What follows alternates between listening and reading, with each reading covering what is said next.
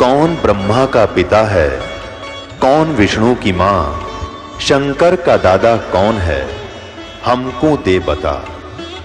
ये जानने के लिए कृपया सुनिए। जगत गुरु तत्वदर्शी संत रामपाल जी महाराज के अमृत वचन सर्व पवित्र धर्मों के पवित्र शास्त्रों के आधार पर।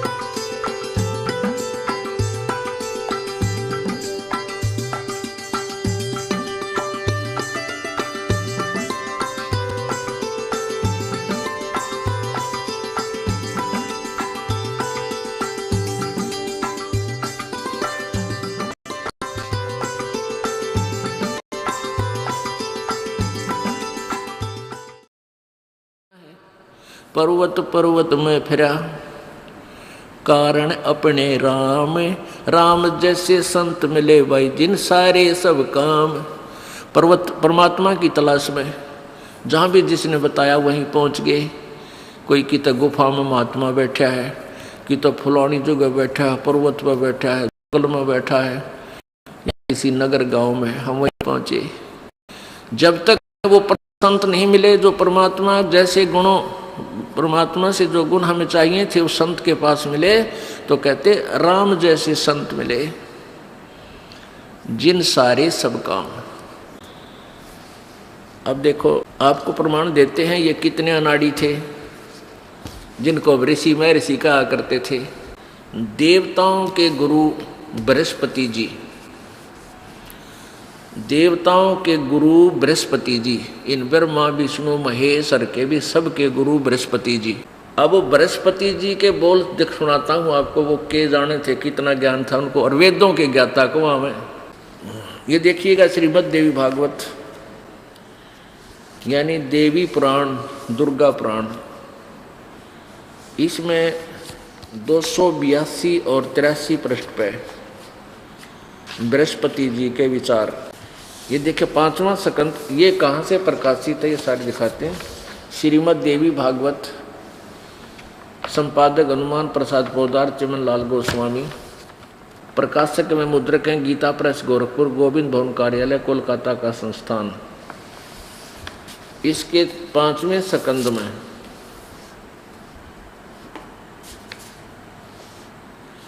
प्रश्न नंबर 282 और 83 पे बृहस्पति जी के विचार।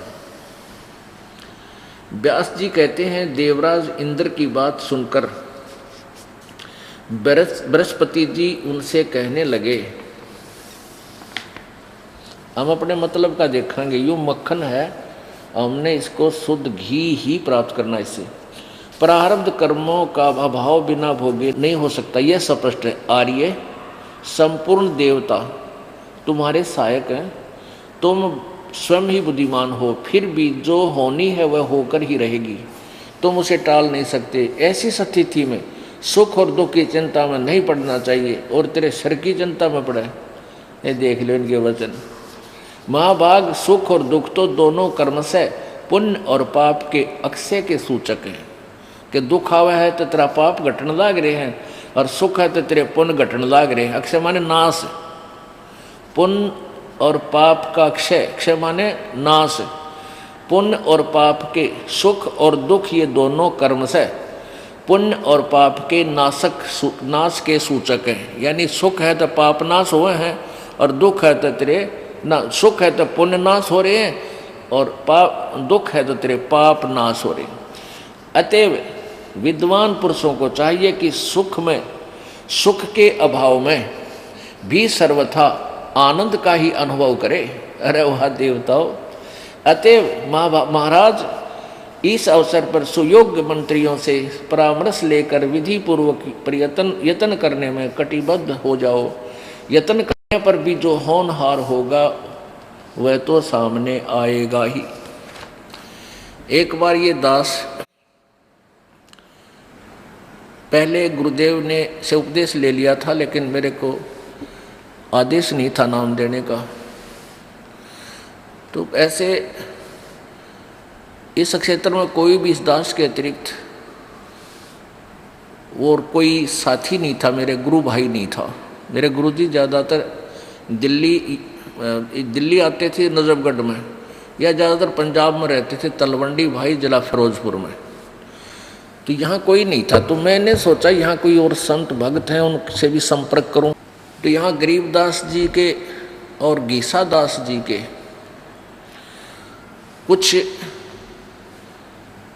जैसे संत परंपरा से चलते हुए महंत, फिर उनके आगे संत भक्त बने हुए थे और वो पाठ किया करते थे वाणी का। तो वहाँ चला जाता। तो वो क्रिया कुछ करते, वाणी में कुछ लिखा, वाणी भगवान का आदेश था, वो क्रिया उनकी उसके विपरीत थी। फिर भी मालिक ने मुझे उनके सारे के जो है ना पड़ताल लेनी थी, उनका दाढ़ा दिवाना था, उनके सत्संग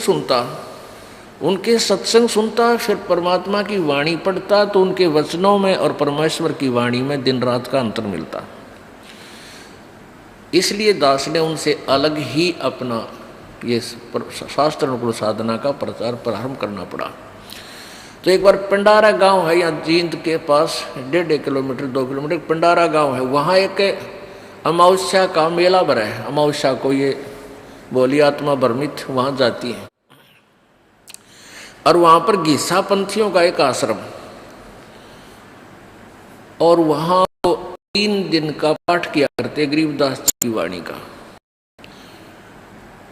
तो ये दास वहाँ चला गया और वहाँ महंत ये संत आकर लाल लत्ते पहन के, और उनको आमंत्रित किया जाता था। करते हैं वो, कोई किसी डेरे का, कोई किसी डेरे का। तो उनको बुला रखा और वहाँ पर 100-150 आदमी भी भगत भी जा रहे श्रोता। तो उनमें से एक जो है ना पहले तो संस्कृत बोल रहे और फिर वचन करे। तो सारे के सारे जो श्रोता थे वो जो कहने लगे वह महात्मा ते यो पड़ा है। तो वो क्या करे, वो क्या कह रहा था कि भाई ये दुख और सुख तो मन मानने के होते हैं। मान ले तो सुख है, नहीं तो मान ले तो दुख है। और इसलिए दुख क्यों होता है कि हम अपने आप को एक जीव समझते हैं, हम अपने आप को शरीर मान रहे हैं, और इसलिए हम शरीर को कोई दुख होता है तो हम दुखी हो जाते हैं। हमने मान लेना चाहिए कि हम शरीर नहीं है, क्योंकि हम तो आत्मा है। आत्मा को कोई कष्ट नहीं होता, ये तो अजर अमर है, सुख दुख से नहीं है। ये बोले श्रद्धालुओं ने तो भाई कोई कम में कह दे भाई अच्छी लगे भगवान की चर्चा, तो उसकी तरफ वो जो बोला जब सारे ताड़ी पीटे, तो दूसरे जो और 5-4 वक्ता आ रहे थे वह फ्यूज हो गए उसके आगे। अब जैसे एक रात को सत्संग करते थे, प्रथम रात्रि न करा तो दूसरी रात्रि ने भी उसका नंबर आया, तो सारे चौकस हो गए सुनने के लिए। तो क्या कह रहा है कि भाई दुख तो शरीर को होता है।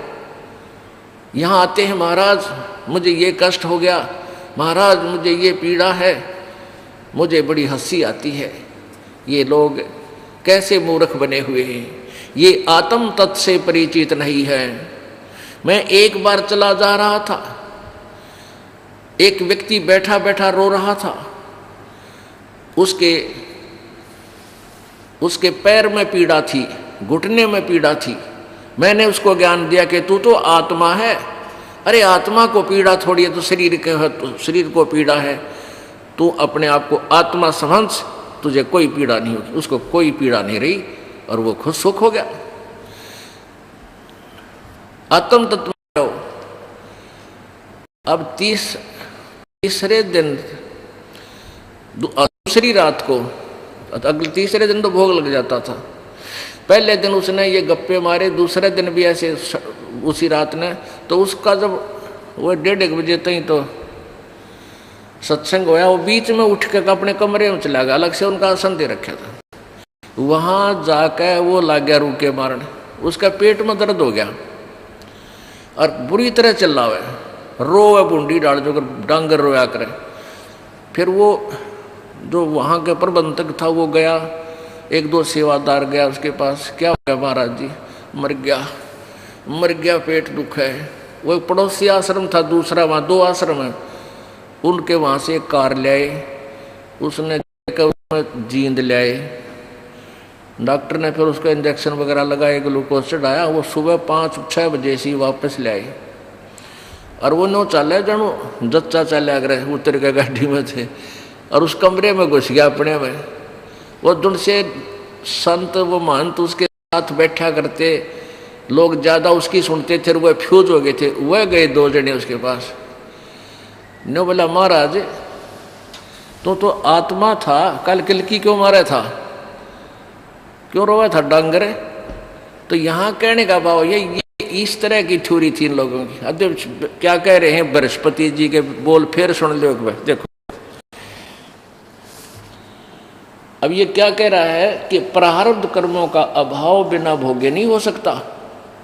यह स्पष्ट है आर्य संपूर्ण देवता हमारे सहायक हैं। तुम स्वयं भी बुद्धिमान हो, फिर भी जो होनी है वह होकर ही रहेगी, तुम उसे टाल नहीं सकते। ऐसी स्थिति में सुख और दुख की चिंता में नहीं पड़ना चाहिए।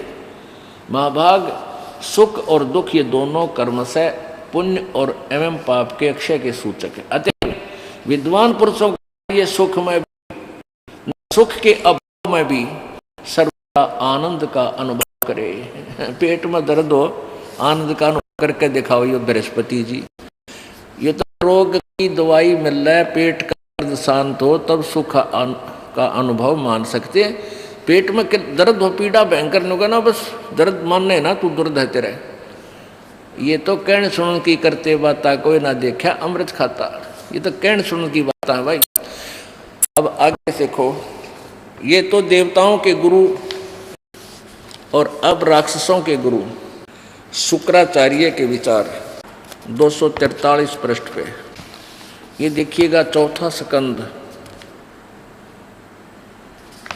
ये चौथा स्कंद वही देवी भागवत पृष्ठ 243। व्यास जी कहते हैं प्रहलाद की बात सुनने के पश्चात शुक्राचार्य ज्ञान दृष्टि से सब कुछ देखकर प्रसन्न हो गए। उनका मुख मुस्कान से भर गया। उन्होंने दैत्यों से कहा, दानव तुम मेरे यजमान हो, मेरे भक्त हो, तुम्हें न तो डरना चाहिए और न पाताल में ही जाना चाहिए। अपने सत्य मंत्रों के प्रभाव से मैं तुम्हारी रक्षा कर लूँगा। फिर क्या बताते, धर्म के मर्मज महाशो प्राचीन समय में ब्रह्मा जी के मुख से मैंने जो बात सुनी है उसे बता रहा हूँ, सुनो। यह वचन बड़ा ही हितकर है, सत्य और अटल है। उन्होंने कहा था, ब्रह्मा जी ने कहा था, शुक्राचार्य जी कह रहे, होने वाली बातें अवश्य होकर रहती हैं। धरातल पर कोई भी ऐसा सुयोग्य पुरुष नहीं है जो प्रारब्ध को विफल बनाने में समर्थ हो सके। विपरीत समय के कारण इस समय तुम्हारी शक्ति अक्षीण हो गई है। अतः एक बार तो तुम्हें देवताओं से परास्त होकर पाताल में जाना ही पड़ेगा। समय सदा ही बदलता रहता है। कुछ ही दिन पूर्व तुम सम्राट रह चुके हो। आहा, अरे वाह। व्यास जी कह रहे हैं प्रहलाद की बात का उत्तर देते हुए शुक्राचार्य जी कह रहे हैं, उनके गुरु जी पहले तो कह रहे हैं कि तुम्हें पता डरना नहीं चाहिए, तुम मेरे भगत हो, तुमने पाताल नहीं जान दूंगा, नहीं जाना चाहिए, क्योंकि मैं अपने सत्य मंत्रों के प्रभाव से तुम्हारी रक्षा कर लूंगा। और फिर ने कहते कि एक बात तो सच्ची है, ब्रह्मा ने कही थी कि अभी होनी तो हो के रहेगी, ये तुमने पाताल में तो जाना पड़ेगा। ये देखो, एक बार तो तुम्हें देवताओं से प्राप्त होकर पाताल में जाना ही पड़ेगा। फिर बता, वो तेरे सतमंत्र की तो बाढ़ में गए। फिर ये न्यो मूर्ख बना रहे थे सब ने। स्पष्ट एक तरफ तन्यो कह रहा चिंता ना करो, मैं तुम अपनी क्यों रोजी रोटी का रोड़ा कि मैं तुम्हारी रक्षा कर लूंगा, अपने सतमंत्रों का जाप करूं। फिर ना तुम न जाना तो पड़ेगा, ये तो अपराध में रखा। अच्छा भाई, ये ताली ये था, ये तो है पहले वाले महर्षि। एक नकली महर्षि वर्तमान में अंडी पाक रहा था, उसकी ओर दिखाता हूँ। ये नकली महर्षि दानंद, ये सभी ऋषि महर्षि जितने हैं, ये सभी यूँ कहा करते कि हम वेदों के ज्ञाता हैं, हमने वेदों को पढ़ा है, हम वेदों के अतिरिक्त और कोई ज्ञान नहीं मानते। और फिर ये ज्ञान दें वेदों के विपरीत, तो ये कति नकली थे, कत्ती नकली न क्या का बिना बेरा था, बट्ठा बैठा दिया पूरे मानव समाज का, नास्तिकता की तरफ खींच ले गई है। इसलिए समाज में विकार बढ़ गए, माया की जोड़न में 2 नंबर का काम करें, फिर टेंशन बने, कोई पकड़ना लेके दे न्यू ना हो जा, फिर वह घुटी लावे, तो दूने दुख बढ़वा लिए। ये देखो, ये सत्यार्थ प्रकाश, ये महर्षि दानंद देख कैसे इस पोज में देख के महर्षि ना आदमी कट के मर जा। भाई साहब महाराज तो देखा ना सुना किता, ये तो भगवान तो मिला बैठा है, और इसने क्या है का बेरा नहीं था, कैक है का भी कति नरा डुप्लीकेट माल था। अब देखो इसमें ये कहां से प्रकाशित है, ये है सत्यार्थ प्रकाश। वेद, इसमें क्या लिखा है, वेद आदि विविध सत्य शास्त्र प्रमाणय संवित संवित, यानी वेद आदि सदस ग्रंथों के प्रमाणों सहित इसकी रचना की किसने, श्री हंसी वराक आचार्य महर्षि दानंद सरस्वती स्वामी विरचित है। कहाँ से प्रकाशित है, कहाँ से प्रकाशित है, प्रकाशक है वैदिक यति मंडल, दानंद मठ दीनानगर पंजाब से। ये छपा कहाँ से है, आचार्य प्रिंटिंग प्रेस, दानंद मठ, गोहाना मार्ग, रोहतक से। अब इसमें देखो प्रश्न नंबर समूलांक नंबर 7 के और प्रश्न नंबर 155 पर यहाँ देखिएगा, समोल्लास नंबर 57 समोल्लास है, 7वां समोल्लास सत्यार्थ प्रकाश है। 154 पृष्ठ पे किसी ने प्रश्न किया, प्रश्न कर्ता कहता है ईश्वर साकार है व निराकार, उत्तर महर्षि दानंद का निराकार। 155 पर ही अपने इस निराकार वाले सिद्धांत को भी खंडित कर रहे हैं स्वामी जी, देखना। किसी ने पूछा, प्रश्न किया कि परमेश्वर की स्तुति, प्रार्थना, उपासना करनी चाहिए व नहीं। अब उत्तर स्वामी जी का, करनी चाहिए। प्रश्न, क्या स्तुति आदि करने से ईश्वर अपना नियम छोड़कर स्तुति प्रार्थना करने वाले का पाप छुड़ाएगा, पाप नाश कर देगा? स्वामी जी कहते नहीं। तो फिर स्तुति प्रार्थना क्यों करना? अब वो प्रश्न करता सही कह रहा है, फिर प्रार्थना स्तुति का क्या करेंगे करके? तो स्वामी जी क्या उत्तर देते हैं, उनके करने का फल और ही है, अन्य ही है। प्रश्न क्या है? उत्तर, स्तुति से ईश्वर में प्रीति, उस गुण कर्म स्वभाव से अपने गुण कर्म स्वभाव का सुधरना, निरभिमानता, उत्साह और साहे का मिलना, और उपासना से परब्रह्म से मेल और उसका साक्षात्कार होना। अब इस निराकार की थ्योरी को इसने अपखंडित कर दिया कि परब्रह्म से मेल हो जाता है और उसका साक्षात्कार हो जाता है। साक्षात्कार तो साकार से हो सके, निराकार का साक्षात्कार क्या? अब बात रही कि पाप नाश नहीं होते साधना करने से। स्वामी जी कहते हैं भगवान की भक्ति करने से पाप नाश नहीं होते। तो पुण्यात्माओं, तो फिर भक्ति की आवश्यकता ही समाप्त हो जाती है। ध्यान से ये भूतांतर, ये इन के बकाए साधना कर रहे थे नकली ऋषियों के भी। तुम्हारा सौभाग्य पुण्यात्माओं, तुम्हें ये मार्ग मिल गया ना, तुम भी कल की मारो किसी का माँ बढ़ के। अब शांत ध्यानपूर्वक सुनो। अब जैसे स्वामी दयानंद जी का विधान और अन्य जितने भी और गुरु आपने सुना, इनका अपनी सोच है, क्योंकि इनके पास वो मंत्र साधना नहीं थी जिसने पाप नाश हो सकता, जो वेदों में प्रमाण है। अब स्वामी जी दयानंद जी कह रहे हैं कि उपासना भक्ति से, भगवान की भक्ति से, उपासना से पाप नहीं कट सकते, पाप नाश नहीं हो सकते। तो क्या ये भक्त, क्या ये ऋषि हो सकता है जो ऐसे विचार रखता है? जैसे कोई पूछे, उसने बहुत बड़ा बोर्ड ला रखा है वैद का, उससे मिलता है और कहता है, पूछता है क्या औषधि खाने से रोग नाश हो सकता है? और वो उत्तर देता है सामने वाला कि नहीं, औषधि खाने से रोग नहीं कट सकता। तो प्रश्न करता कहे फिर औषधि किस लिए खावा भाई जब रोग ना कटे?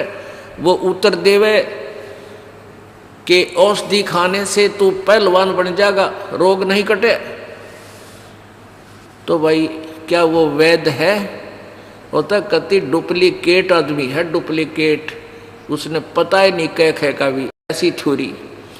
और कोई ये कहे, बोर्ड लगा रखा है साबुन विक्रेता थोक का, और उससे कोई पूछे भी साबुन का तू बड़ा जानकार है, क्या साबुन कपड़े का मैल छुड़ा देगा?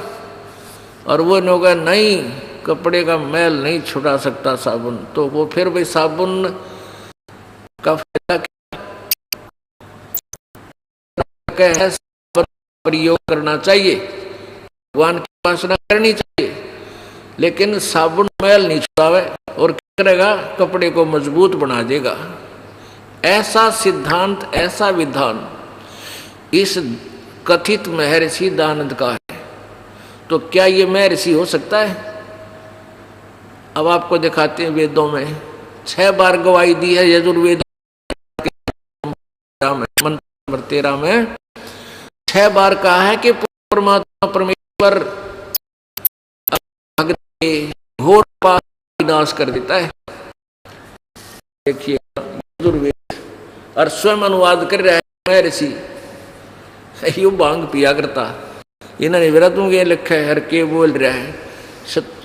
सत्यार प्रकाश के 8वें सोमोल्लास में लिख रखा है कि सूर्य पर और सभी ग्रहों पर, तो और सूर्य पर के मनुष्य ऐसे ही मनुष्य रहते हैं जैसे पृथ्वी पर हैं, और ये अन्य प्राणी भी हैं, घोड़े वहाँ सब अन्य पशु पक्षी, और वहाँ काजू सेब संतरे ये सभी सुख पदार्थ भी वहाँ पर सूर्य पर भी हैं। क्या अपनी होश में थोड़ी सी भी अकल इंसान में हो, ये लिख सकता है? अरे मैं ऋषि की पदवी पा रहा, हे भगवान, हे परमात्मा। अब पहले ये दिखाता हूँ आपको यजुर्वेद में। यजुर्वेद में ये अन्य करकलमों से इसका अनुवाद कर रहा है, यजुर्वेद का, पवित्र यजुर्वेद का। यजुर्वेद भाषा भाष्य ये कहाँ से प्रकाशित है? प्रकाशक सादेश आर्य प्रतिनिधि सभा 2/5 महर्षि दयानंद भवन, रामलीला मैदान, नई दिल्ली से। यजुर्वेद आर्य भाषा भाष्य संपूर्ण 40 अध्याय महर्षि दयानंद सरस्वती कृत, यानी इनका अनुवाद किया महर्षि ने। ये लेखक नहीं है वेदों का, ये केवल अनुवाद करता है। और ये कहाँ से छपा है? मुद्रक है Prince offset printers, 1510 Pataudi house, Daryaganj, नई दिल्ली से। ये देखियो 8वां अध्याय 241 पृष्ठ पे, और ये 13वां मंत्र है। देव कर्तस्य अनस्य अवजनम असि, मनुष्य कर्तस्य अवजनम अनस्य अवजनम असि, पितर कर्तस्य अनस्य अवजनम असि, आत्म कर्तस्य अनस्य अवजनम असि। यानी इसमें 6 बार लिखा है अनस्य अनस्य, ओहो अनस्य अनस्य। ये इसका अनुवाद यहाँ कर रखा है। इन्होंने किया स्वामी जी ने 242 पृष्ठ पर, हे सबके उपकार करने वाले मित्र आप। अब देखो इसने केस काम बिगाड़ रखे, यहाँ परमेश्वर लिखना चाहिए था।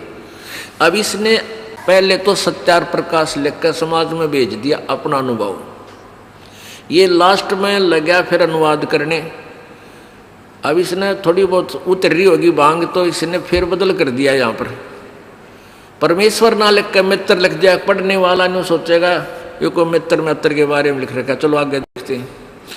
और मित्र का ये स्वयं अर्थ बता रहे हैं कि परमात्मा सबका साथी, सच्चा साथी होने से परमेश्वर का नाम मित्र होता है। ये देखिए, ये इन्हीं के द्वारा सत्य प्रकाश इनका अपना अनुभव है। इसमें इन्होंने परमात्मा के नामों का विवेचन किया है। यहां देखो, ये प्रथम समोल्लास सत्यार्थ प्रकाश पृष्ठ 18 पे, वही सत्यार्थ प्रकाश है जो रोहतक से प्रकाशित है। जो सबसे स्नेह करे, सबको प्रीति करने योग्य है, वह परमेश्वर सबका सच्चा मित्र है। इससे परमेश्वर का नाम मित्र है। तो हमने यहाँ इनके मित्र की जगह हमने परमेश्वर लगा लेना है, बस इतनी सी बात है। ये देखिएगा, हे सबके उपकार करने वाले मित्र यानी परमेश्वर, आप देव कर्तस्य दान देने वाले के, एनस्य माने अपराध, अपराध कहो चाहे पाप को। देखो इसने अनुवाद, एनस्य माने पाप, पाप कहो, अपराध कहो, अधर्म कहो। एनस्य अर्थ है अपराध के, अवजनम माने नाश करने वाले हो, छुड़ाने वाले हो। और मनुष्य कर्तस्य साधारण मनुष्यों के किए हुए, एनस्य माने अपराध के यानी पाप के विनाश करने वाले हो, असी माने हो। पितृ कर्तस्य पिता के किए हुए विरोधाचरण, एनस्य माने अपराध के, इन्होंने विरोधाचरण के लिखा है। अवजनम माने नाश करने वाले, हरने वाले हो। आत्म कर्तस्य अपने किए हुए से पाप के, यानी कोई स्वयं भी कोई साधक करता है तो उसका बाप करे चाहे माँ करे, जो जिसे करेगा वैसे ही उसको वो पाप नाश हो जाएगा। एनस्य माने पाप के दूर करने वाले हो। एनस्य अधर्म के, अधर्म के अधर्म माने घोर पाप के नाश करने वाले हो।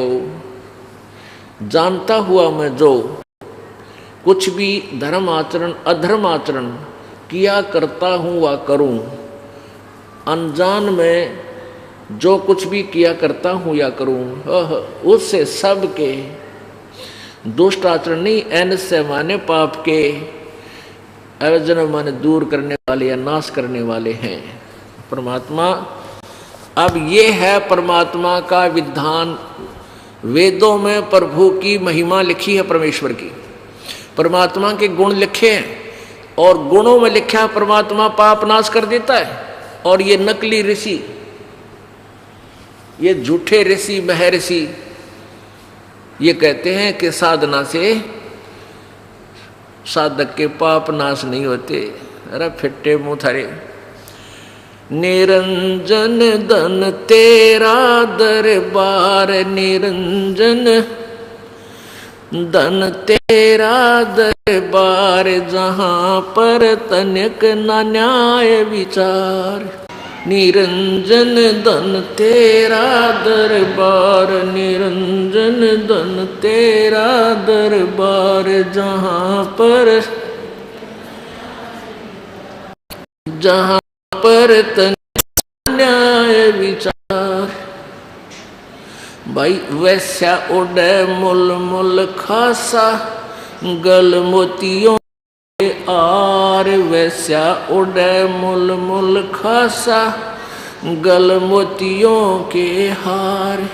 पतिव्रता को मिले न खादी व सूखा, निरस आहार। निरंजन धन तेरा दरबार, निरंजन धन तेरा दरबार, जहाँ पर तनिक न न्याय विचार, जहाँ पर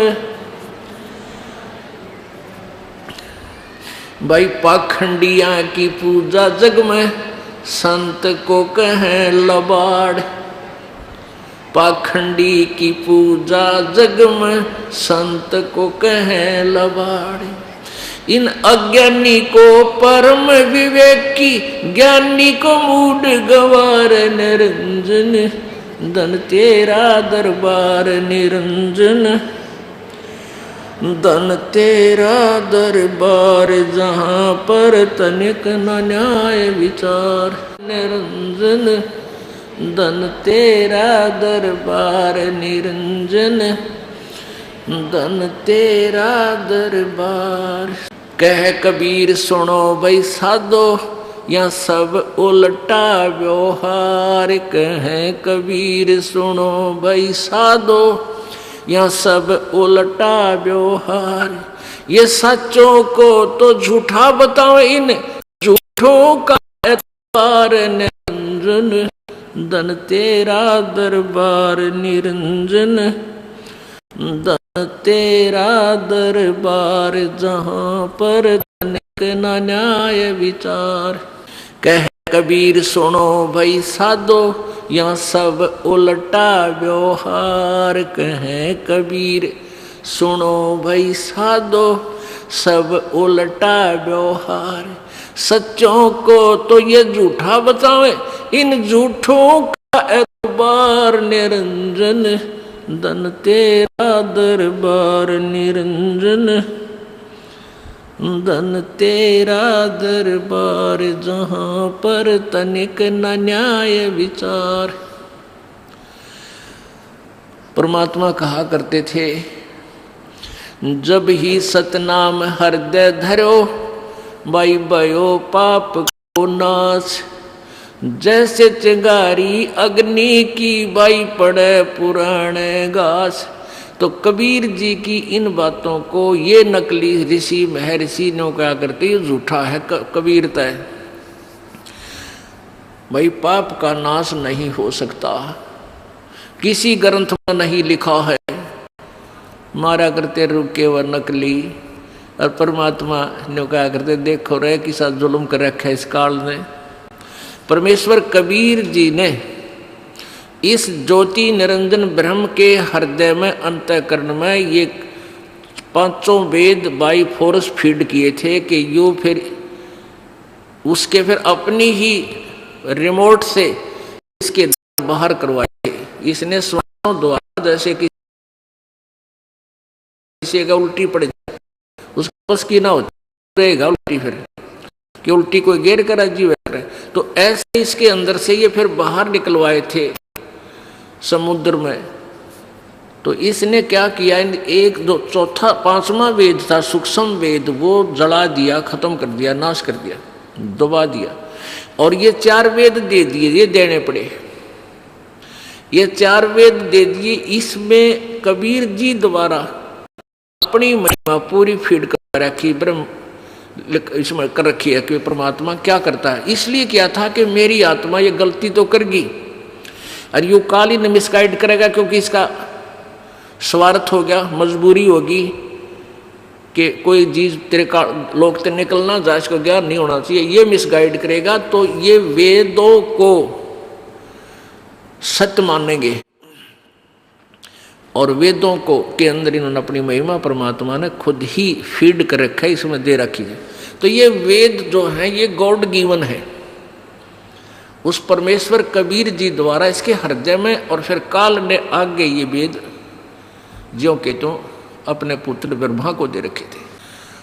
और वेद ये कहते थे कि वेदों में ऐसा लिखा है, वेदों में ऐसा लिखा है, कहीं नहीं लिखा ऐसा कि अनेक परमात्मा हो, कहीं नहीं लिखा ऐसा कि परमात्मा प्रभु परमेश्वर पाप नाश करता है।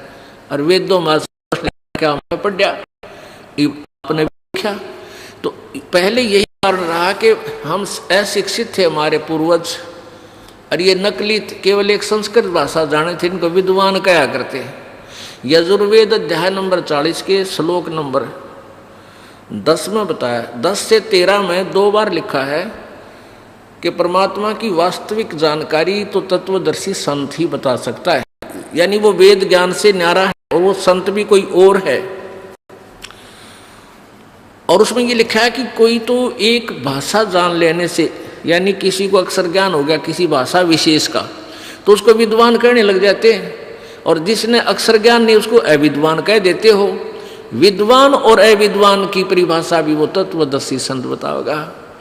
अब देख लो पुण्यात्माओं, ये महर्षि दानंद विद्वान था या कबीर जी विद्वान थे, जिसको अक्षर ज्ञान नहीं था, इनको केवल एक संस्कृत और हिंदी इन 2 भाषाओं का ज्ञान होगा, गणित गणा, तो ये फिर भी अविद्वान थे। अक्षर ज्ञान होते हुए भी अविद्वान थे, क्योंकि ये वेदों से अपरिचित थे।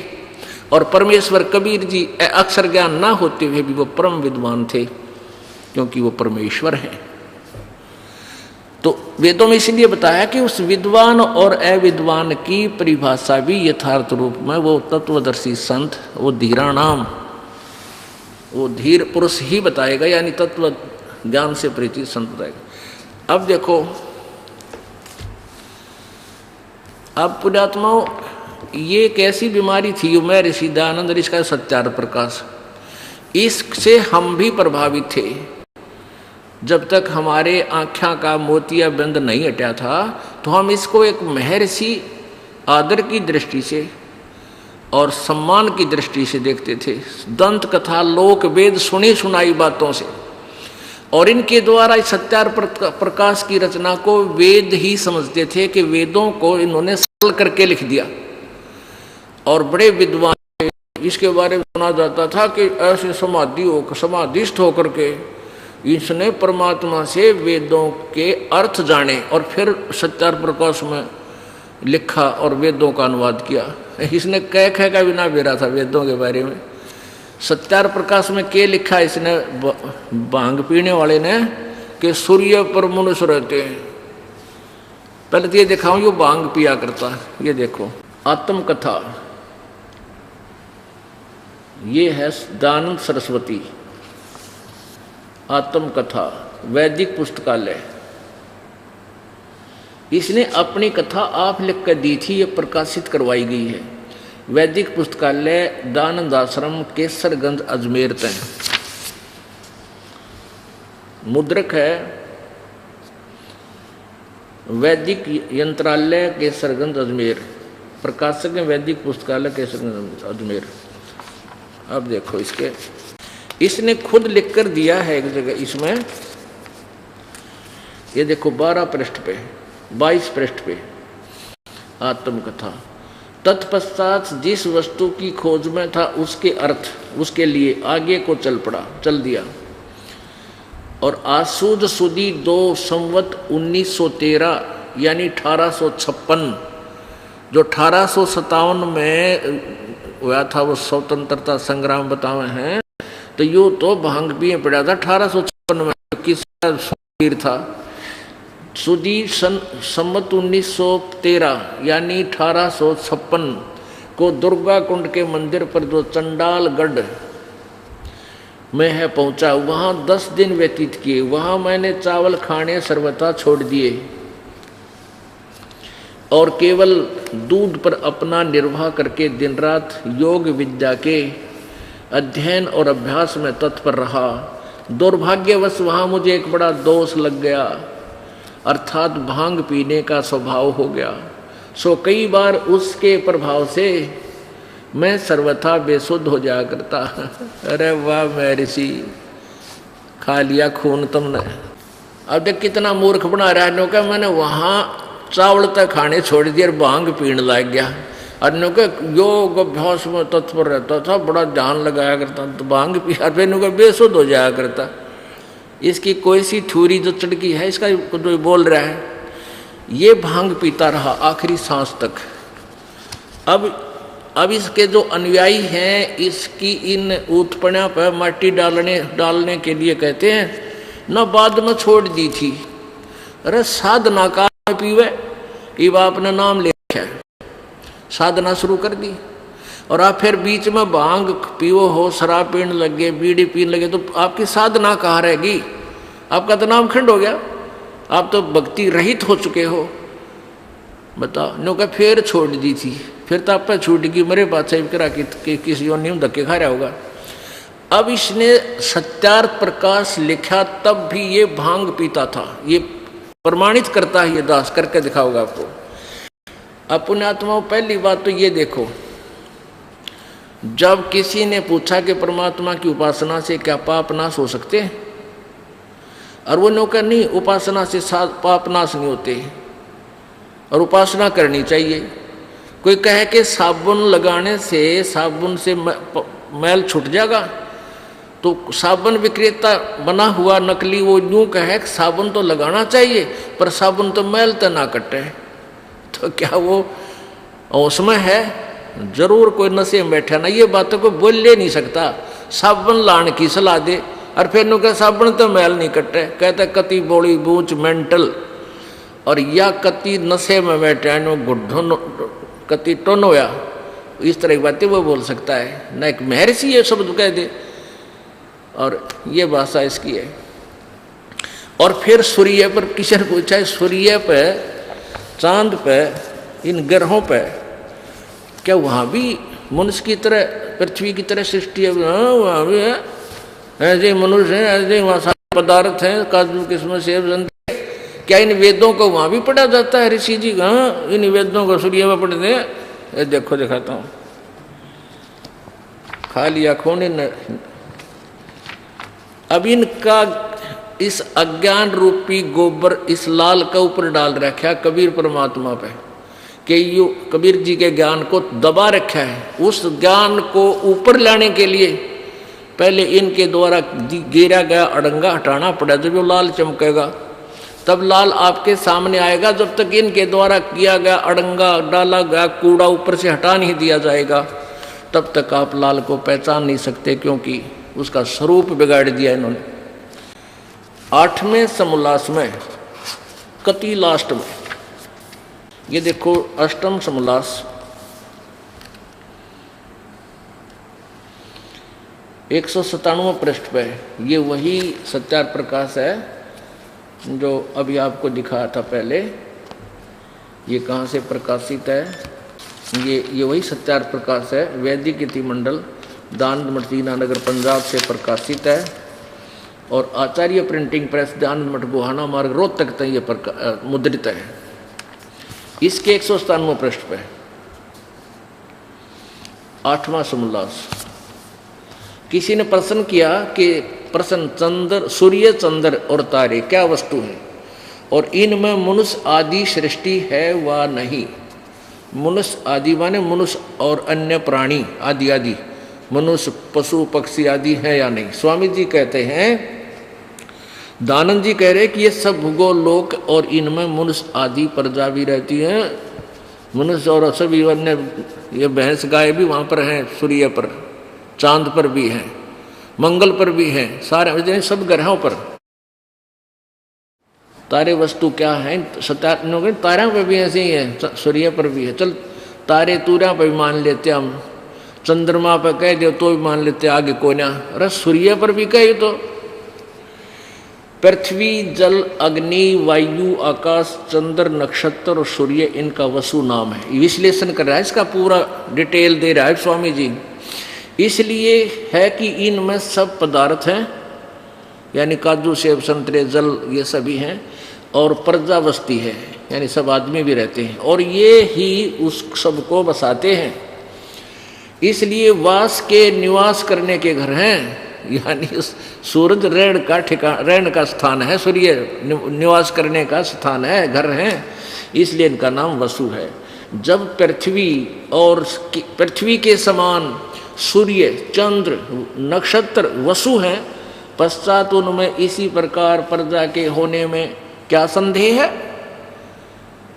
देख लो कति ठोक के लिखन लग रहा, भांग पी के मंड रहा अपना लिखन जो आगी मन में। और जैसे परमेश्वर का ये छोटा सा लोक मनुष्य आदि सृष्टि से भरा है, वह तो क्या वह सब लोग शून्य होंगे? परमेश्वर का कोई भी काम निष्प्रयोजन नहीं होता। आगे देखो, 198 पे। तो इतने असंख्य लोकों में मनुष्य आदि सृष्टि ना हो तो सफल कभी हो सकता है? इसलिए सर्वत्र मनुष्य आदि सृष्टि है। सूर्य सार्य पर सब ये मनुष्य और आदि जीव जंतु सारे हैं। फिर किसी ने प्रश्न किया, यहां पूछा कि जैसे इस देश में मनुष्य आदि सृष्टि के अंकृत अवय हैं, वैसे ही अन्य लोकों में भी होंगे?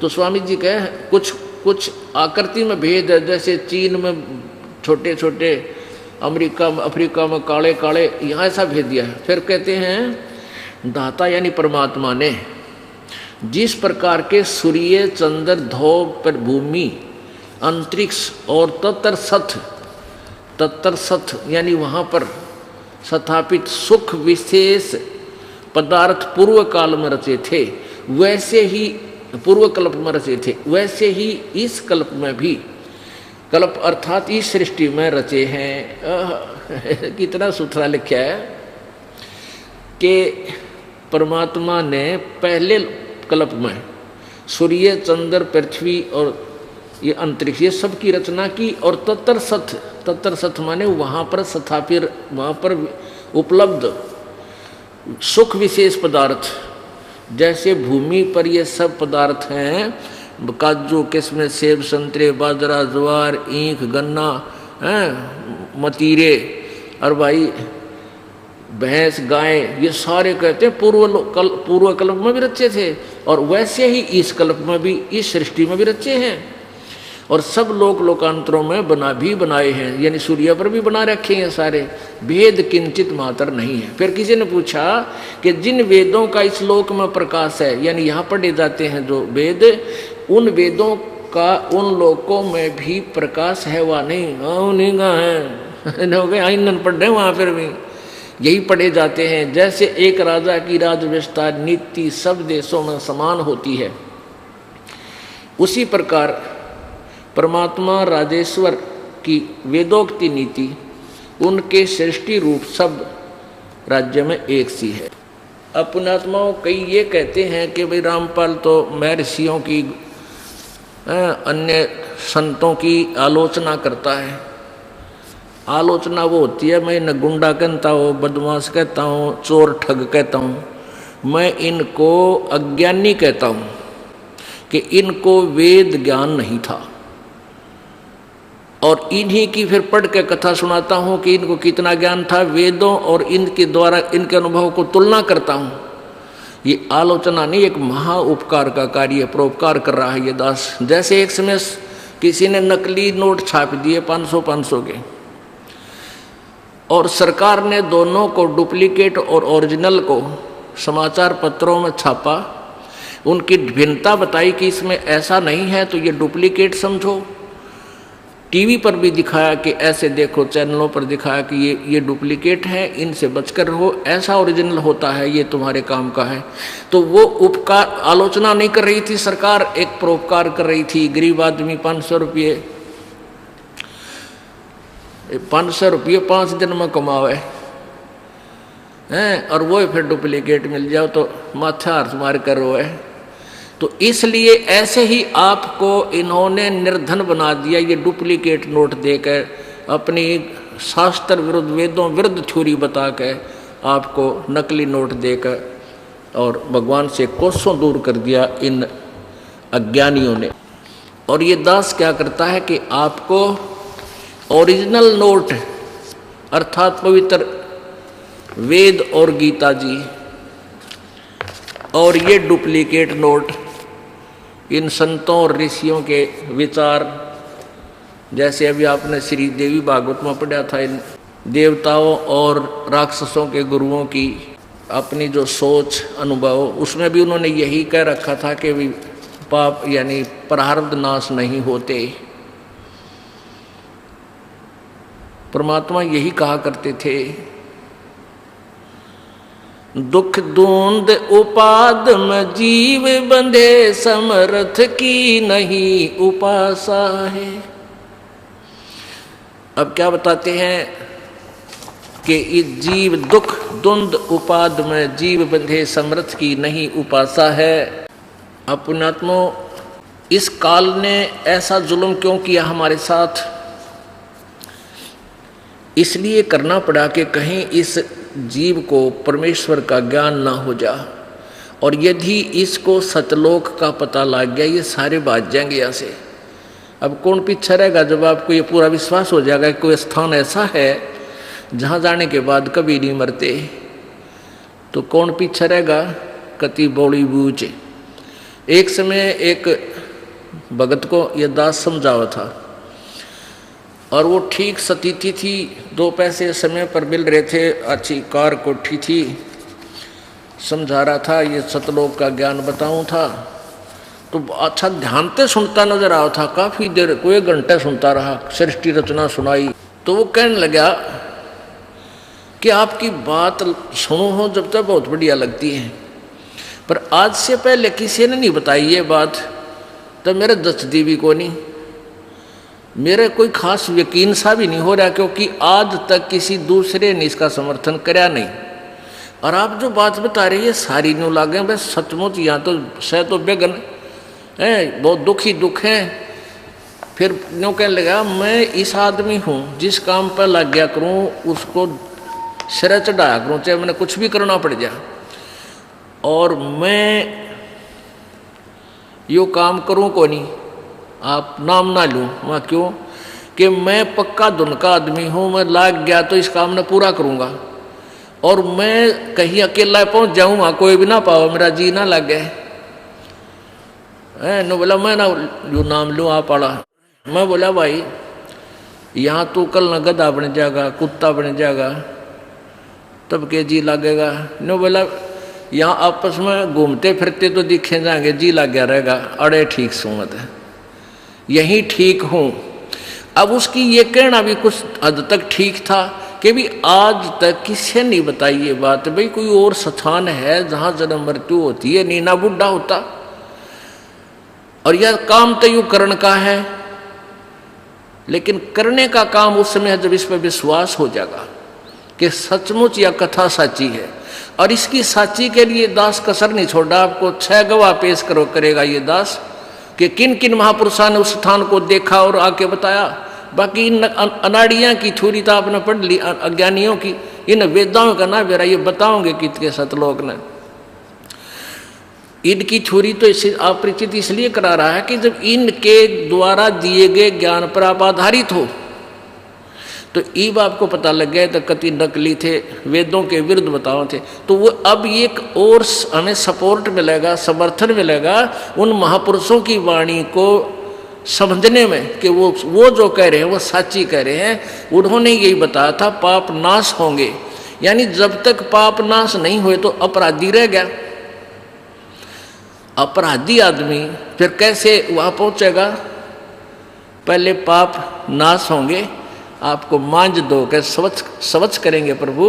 और जैसे अनजानपने में बालक, छोटा सा बच्चा टट्टी पेशाब कर लेता है और हाथ पैर मार कर सारे शरीर पर भी ला लेता है उसको, अपने टट्टी को, और माता आती है उसको, वो बच्चा दिखाई देता है वह टट्टी दिखाई ना देती, उन्हें ठावेगी, धोएगी, खूब अच्छी तरह उसके कपड़े धोएगी, नुहावेगी, और फिर नए कपड़े पर आकर सीने कहलावेगी, दूध पियावेगी। तो आज हम गलती से जितने भी जो पाप हमारे से हो चुके हैं उसमें सने पड़े हैं। अब परमात्मा रूपी माता आवेगी, यानी भेज दिया योदास, भेज दिया अपना नौकर नौकरानी, भेज दिया आपके मैल पाप धोने खातिर। तो फिर वो उतना ही प्यारे लगते हैं, उनको सबको साफ करके सत्संग रूपी जल से और राम नाम के कपड़े पहना कर यह सत भक्ति रूपी दूध आपको पिला के और मैच्योर बना जाएगा, सतलोक भेजा जाएगा। बोलो सतगुरुदेव।